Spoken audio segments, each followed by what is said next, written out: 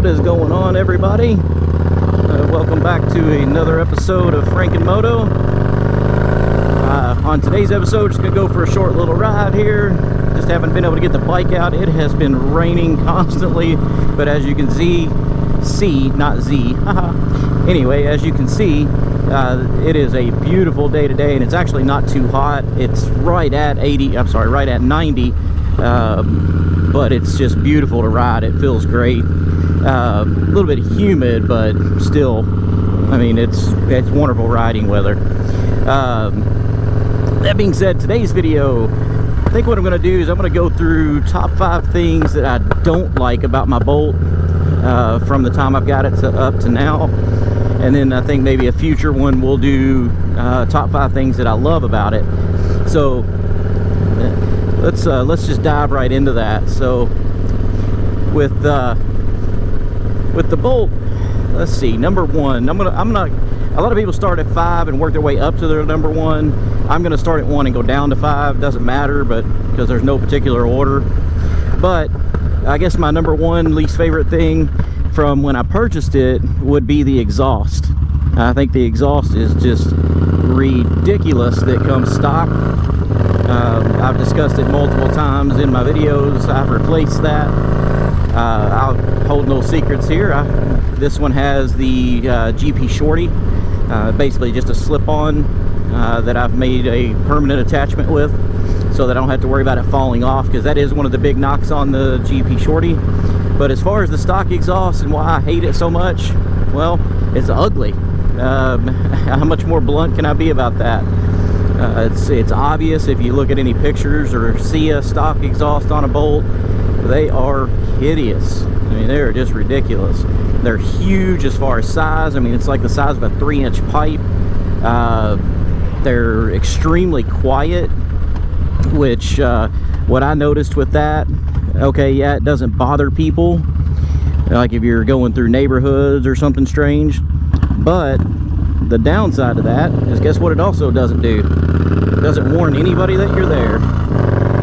Since I've changed that and got that piece of junk off of here and put this on, I rarely have somebody try to either move into my lane or pull out in front of me, which is awesome, because it's much more comforting to feel confident that I'm not going to have somebody just pull out in front of me and have an accident.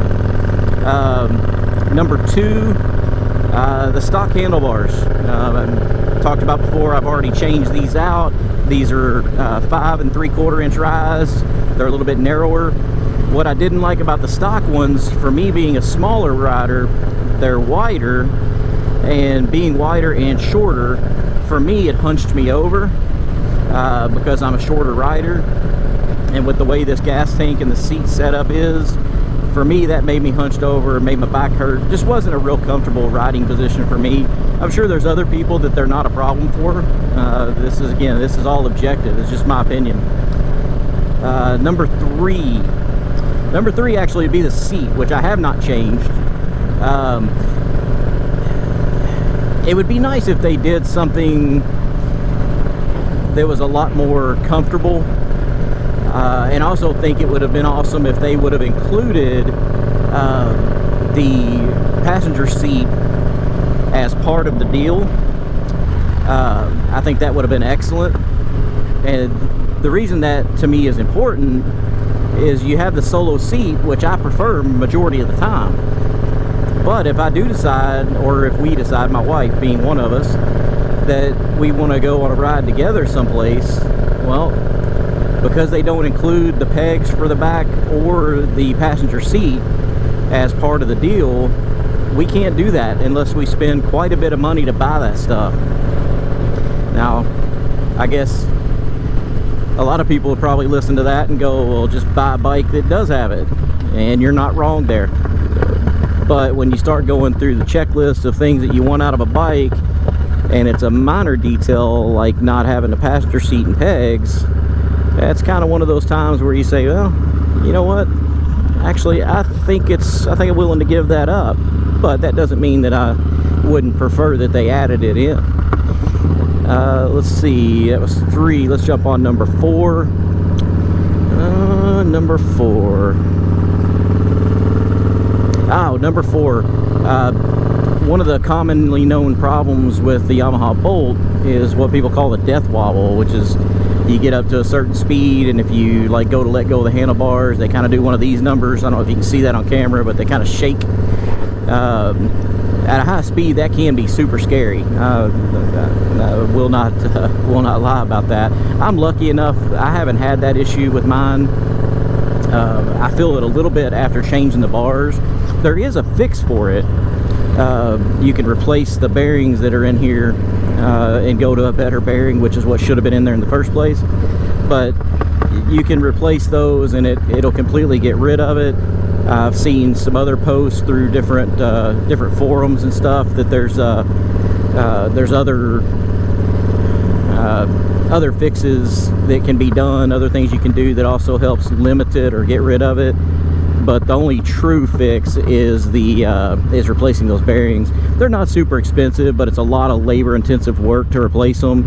And with mine not really showing a problem with it, I haven't bothered. But the reason that's so irritating and makes my top 5 least favorite things list is because, in my opinion, when you have a whole series of bikes for several years that have the same issue, I would prefer to have seen Yamaha step up and say, oh man, that's a problem, take this letter, go to the shop, they'll get the parts, and we're going to get that replaced. That definitely should happen. But their take on it was, this is what'll fix it, we're not recalling it, you can do it yourself, yada yada. You get the point. Let's see here. Number 5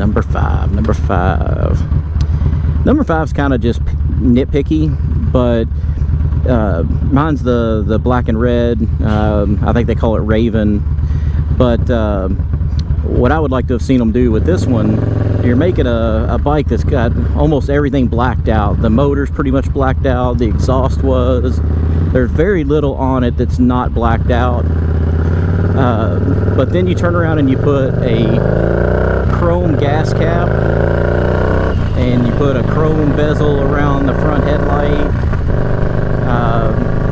and then there's some dress pieces that go on the exhaust that are silver, which I haven't changed yet. But that's just another one of those nitpicky things where I'm like, man, I mean, if you're gonna go as far as to make a really nice blacked out, or some people call it murdered out bike, why wouldn't you just do it? I mean, just do it all the way, because that's what everybody wants anyway. Almost everybody that's got one of these, even if it's not the black one like mine, most of them, they get high temperature paint and they paint those dress pieces on the exhaust. They change out the bezel on the speedometer, the bezel on the headlight.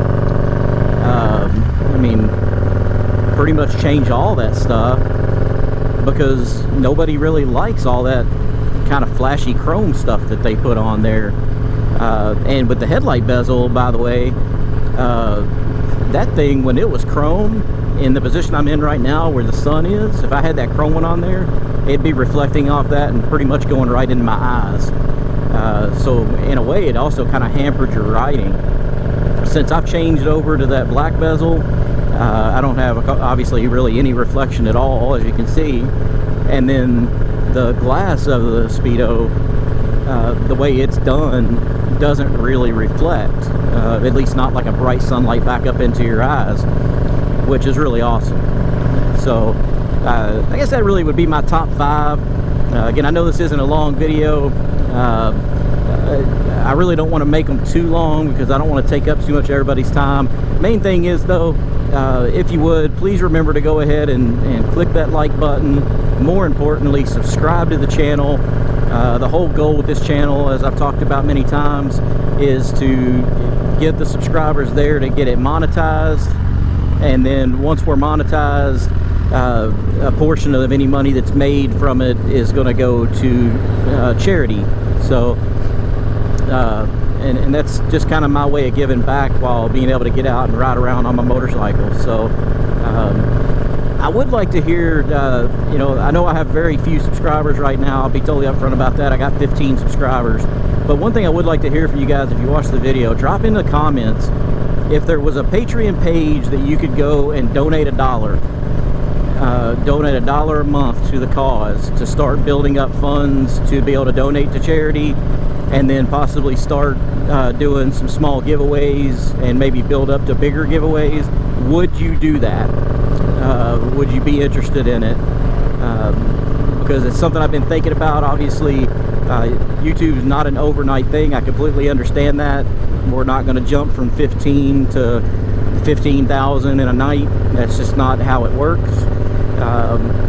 But even with a smaller number of subscribers and word of mouth from, you know, people through Facebook and other social media platforms, we may be able to raise more money faster and start giving out to some charities if we did that. So let me know if there was a Patreon and you could do just $1 and donate $1 a month to it.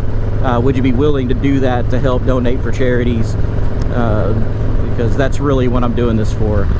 Well, other than that, I'm going to kick off here and end this video for now. Definitely appreciate you tuning in.